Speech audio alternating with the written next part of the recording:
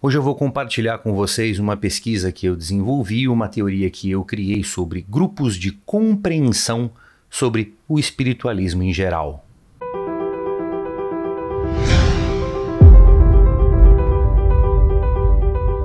Olá, queridos iluminados, tudo bem com vocês? Rafael Branco de volta, mais um vídeo. E hoje eu vou compartilhar com vocês os resultados que eu obtive até então de uma pesquisa que eu desenvolvi. Essa pesquisa foi motivada por dificuldades que eu tinha para tratar a espiritualidade com pessoas diversas. Como assim?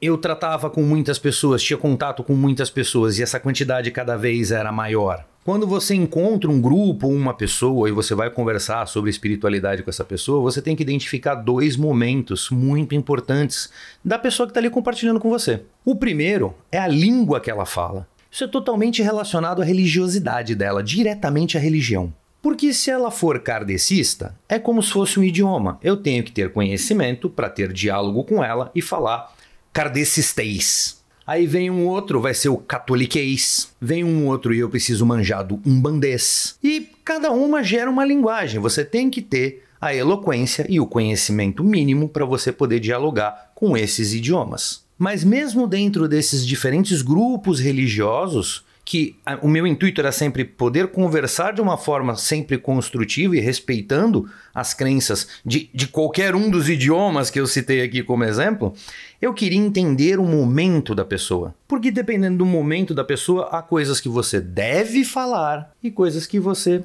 não deve. E conforme eu fui conhecendo pessoas e conhecendo casos, eu fui anotando, fiz uma pesquisa e eu ia criando grupos.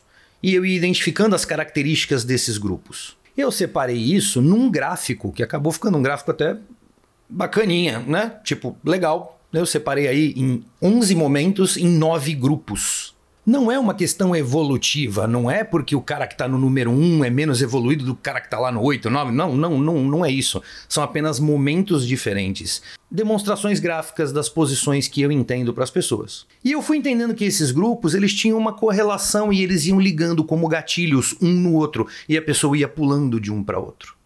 E eu vou, usando essa imagem, explicar para vocês a minha teoria sobre os 9 grupos de compreensão espiritualista. Vamos lá, nós vamos começar aqui pela parte de baixo, tá lá naquele lado, né? A gente tem o início. O início é o momento que a pessoa, na vida dela, ganha uma consciência em relação à espiritualidade. Isso pode acontecer em diversos momentos diferentes, com idades diferentes, inclusive. Tem gente que acaba tendo o seu despertar para a espiritualidade com 20 e tantos para 30 anos, pessoas até com um pouco mais de idade. Eu, com 8, 9, estava sentado numa reunião espiritualista kardecista escutando leituras de passagens dos livros dos espíritos ou dos médiuns de Allan Kardec. Então, assim, não é porque eu comecei muito antes que eu vou manjar mais. Não. Fundamentou quem eu sou, fundamentou o que eu faço, fundamentou o que eu busco. Mas, se isso tivesse acontecido aos 30, por exemplo, eu estaria começando a trilhar o meu caminho ali, no início, na consciência. Logo em seguida, depois que a pessoa admite essa consciência para ela própria, ela passa para o grupo 1. O grupo 1, eu chamo ele de sei que existe. As maiores características que tem no grupo do sei que existe é a negação, aquela associação de isso é perda de tempo, né? Exemplos infundados, muitas vezes baseados em exemplos ruins. Então, a pessoa vê algum caso ruim, alguma coisa que foi noticiada, que está na internet, até de um certo charlatanismo, e ela usa aquilo como uma placa contra a espiritualidade. E aí a vida segue. Lembrando também que esse gráfico acontece naturalmente uma evolução de idade, não interessa em qual idade você começou, mas ele é sempre numericamente para cima, porque o relógio do tempo nunca acaba a pilha. Depois disso passa um tempo, a pessoa passa para o grupo 2, que aí eu já chamo do vou tentar.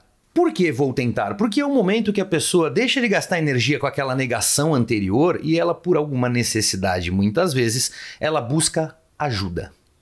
Uma das coisas durante um problema de uma pessoa é que ela quer respostas e a falta de respostas faz ela procurar alguma coisa na espiritualidade para tentar responder para ela certos casos. Infelizmente, muitas vezes esse processo é engatilhado com uma perda de alguém próximo, algum parente direto, e aí a pessoa fica cheia de perguntas e através da espiritualidade ela vai buscar as respostas. A pessoa tem o seu tempo ali dentro daquela situação, procurando ajuda de profissionais, procurando a espiritualidade, e ela é atendida dentro do tempo dela, mas logo em seguida ela vai ficar com aquela baita curiosidade de como isso me ajudou. E aí ela passa para o grupo 3, o grupo da curiosidade. O grupo da curiosidade é um grupo perigoso, porque ele gera informações completamente descabidas. É o início do interesse, mas lendo qualquer coisa que aparece, sem filtro algum, né? Assume como verdades coisas absurdas que acha na internet, e aí está aquele grupo de pessoas que acha que tudo que está na internet é verdade. Tudo que eu recebi no WhatsApp é verdade. E aí a gente chega num ponto do gráfico que eu chamo de a primeira curva, a boa. Porque é o momento que a pessoa se desprende dessas coisas sem referência e realmente vai buscar pela curiosidade, porém querer saber e bem saber, procurar literatura. E aí é o grupo 4 que eu chamo de o início dos filtros. A construção da sua própria verdade, baseada em referências positivas, né? O início também da busca por literaturas sérias sobre os assuntos no qual a pessoa se identifica. Pessoas com um nome, pessoas com um bom trabalho, com um reconhecimento até mundial. E ela, depois dessa primeira curva, que é a curva boa, ela teve o despertar e ela começa a estudar a espiritualidade. Aí nesse ponto tem um meio termo, acontece o engajamento. Quando o engajamento acontece, ela automaticamente é catapultada para o ponto 5. Ela chega no grupo 5, o grupo do tô bombando. Como assim, né? Tô bombando. Tá bom, o cara tá voando, a pessoa tá voando. Vício em curso, faz curso pra tudo quanto é lado, gasta mó dinheiro estudando. Não estou criticando, tá? É legal, é um processo, faz parte. Necessidade extrema de absorções de conhecimento. Então, assim, quanto mais derem pra ela, mais ela vai absorver. Se torna um vício, inclusive. Eu quero saber, eu quero saber, eu quero saber mais, eu quero descobrir o universo, eu quero saber, eu quero entender, eu quero ver, eu quero ouvir, eu quero ter capacidade, eu quero evoluir. E aí a pessoa começa a virar aquela bolha enorme, inflando. E aí começa a vir aquelas características que é muito fácil você identificar esse grupo. Vícios de linguagem. A pessoa que está nesse grupo normalmente adora pegar os vícios de linguagem, como por exemplo, namastê. Também aquela coisa do quântico, né? O famoso gourmetização da espiritualidade. Tudo é quântico. Até aqui eu acredito que você inclusive já vá se identificar, talvez não no momento atual, mas você vai ver que houve uma passagem do seu histórico por algum dos grupos que eu já citei. Pode dar a impressão de que esse grupo 5 que eu estou citando, eu estou fazendo uma certa crítica. Pelo contrário, você está no meio do gráfico, você está no melhor momento, porque é o momento que até então nenhum problema aconteceu. O gráfico vem com umas cores legais, né? Verdinho, passa para azulzinho, aí você ganha aquele momento todo lilás, violeta. Chega aqui no grupo 5 bacana. Pedrinhas quentes, alinhamentozinho de chácara, equilíbrio, meditação, bacana. Você, se você tá nesse momento, você tá voando. Você tá no paraíso. Porque daí para frente, acabou a graça. Vamos pro grupo 6.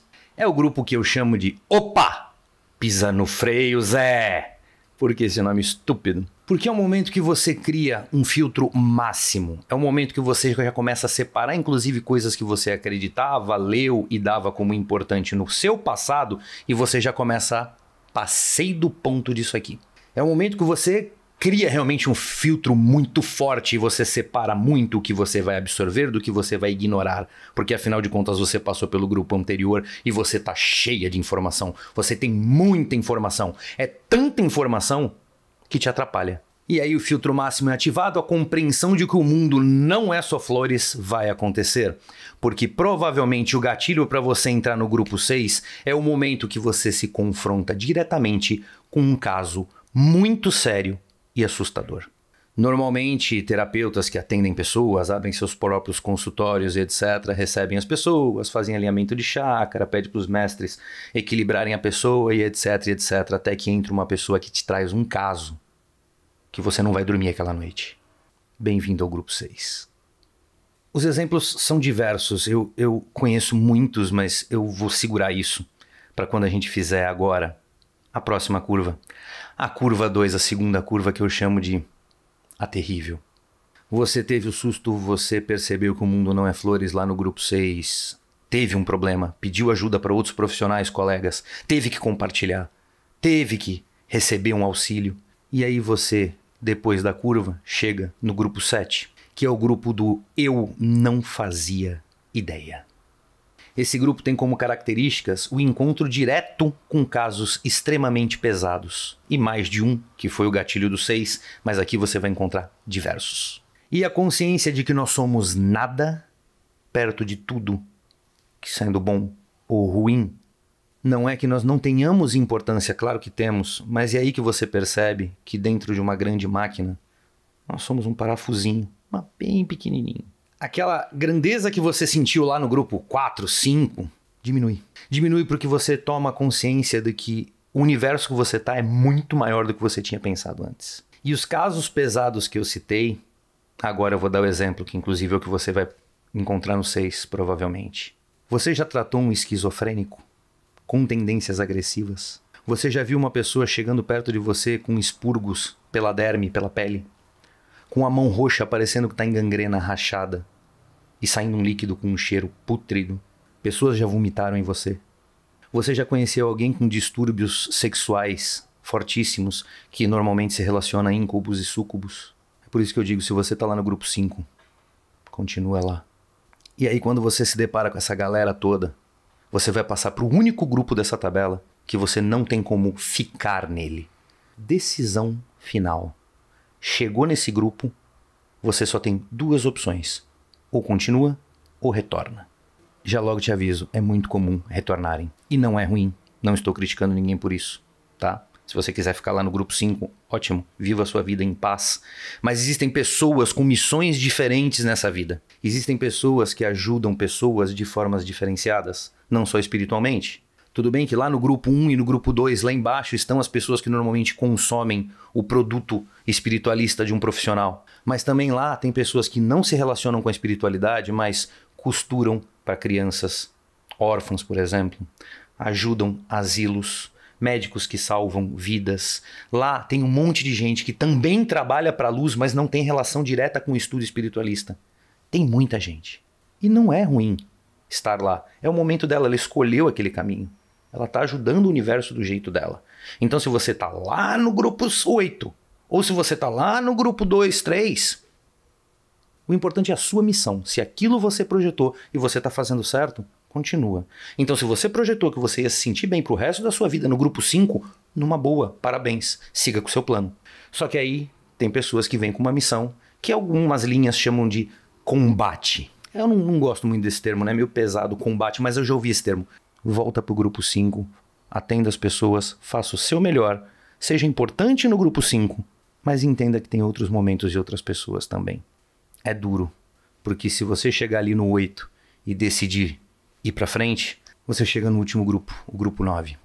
O grupo que eu chamo do grupo do iceberg. Tem como características falta de paciência, foco concentrado nas decisões que você tomou no item anterior, poucos amigos e sorrisos. É quando a vida real se mostrou para você e não é só de sorrisos que ela acontece. E a única coisa que você põe na sua cabeça é: deixa eu completar minha jornada do jeito que eu projetei, obter sucesso e chegar na parte final do gráfico. O fim. Diferente lá do início que você havia ganhado uma consciência, no seu fim você vai adquirir a consciência, o que é bem diferente. Mais uma vez eu vou ser bastante repetitivo nisso, eu não estou desmerecendo o momento de ninguém, mas eu entender as situações das pessoas perante esse gráfico que eu estou compartilhando com você é importante para eu saber o que eu devo falar, o que eu não devo falar. Então aqui no meu canal, por exemplo, eu não pretendo compartilhar com vocês casos pesados, tristes. Eu tive muita dificuldade com essa pauta, eu espero que na edição eu consiga dar uma suavizada aí na tônica e espero que vocês entendam. Então, a grande concentração que nós temos aqui no Brasil do grupo 5 é muito interessante porque cria essa vibe gostosa. Como eu falei, não é melhor ou pior, mais evoluído ou menos evoluído. É apenas porque você veio pra cá. E para finalizar, me perguntaram, que eu falei sobre os vícios de linguagem, do namastê, do quântico, essas coisas. Me perguntaram, pô, de onde você tirou o Sejamos Todos Luz? Eu tô citando a minha mãe. Minha mãe, anos atrás, escrevendo uma carta a próprio punho para uma cliente, ela tratou a cliente de iluminada e ela terminou assinando dizendo: sejamos todos luz. Obrigado, mãe, eu não esqueci. Eu cito você em todo vídeo. Sejamos todos luz.